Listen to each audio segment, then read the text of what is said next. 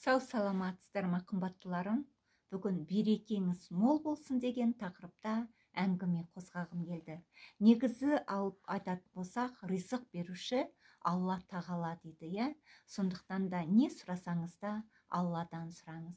Және де екінші алып қарайтын болсақ, қандай болса да туыс-туғандармен қарым-қатынасты үзбеу керек дейді, иә?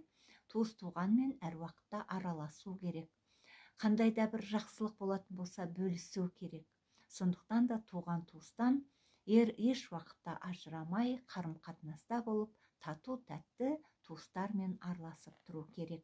Және де алып қарайтын болсақ, негізі ерте тұрған әйелдің бірісі артық деп, ерте тұрған еркектің ырысы артық деп қазақ халқы бекерге айтпайды. Сондықтан да ерте тұратын болсаңыз, сіздің жұмысыңыз да, берекеңіз де барлығы үнемді болады.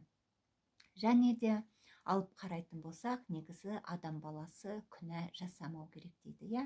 Күнә жасамауға тырысу керек. Біреудің ала жібін аттама деп қазақ айтып жатады. Сондықтан да күнә ол өте ауыр, қайғылы іс-әрекеттердің бірі деп мен өз басым ойлаймын. Сондықтан да ол жағына жоламауға тырысу керек. Және де негізі барлық мұсылмандарды алатын болсақ, негізі садақа беріп отырады, иә? Садақа беруді де ұмытпау керек. Бүгін қасиетті жұмада жұма садақасын беруді ұмытпаңыз, басқа күндерде де садақа беруді ұмытпаңыз. Негізі алып қарайтын болсақ, біреуге күлімдеп қарасаңыз да, егер де ақшаңыз жоқ болатын болса, күлімдеп қарағаныңыздың өзі, мейірім төгуіңіздің өзі, ол да бір садақаның түрі болып есептеледі. Сондықтан да жадырап, жайнап, жаз күніндей күлімдеп, әдемі болып, көктемдей құлпырып, әдемі болуға тырысыңыз. Сонда сіздің өміріңіз де әдемі күй шертетін болады. Міне қымбаттыларым, бұл барлығы өмір сабақтары, менің сабақтарыма кіріп көрулеріңізге болады. Көптеген тақырыптар қозғалды. Негізі Құрани кәрімнің қазақша мағынасы жөнінде де жазылған сабақтар өте көп. Егер де сізде Құрани кәрім жоқ болатын болса, осы сабақтарды тыңдап, құлақ қап киіп, басқа жұмыс істеп жатсаңыз да, Құранды қазақша мағынасын халифа Алтай атамыздың тыңдауыңызға болады.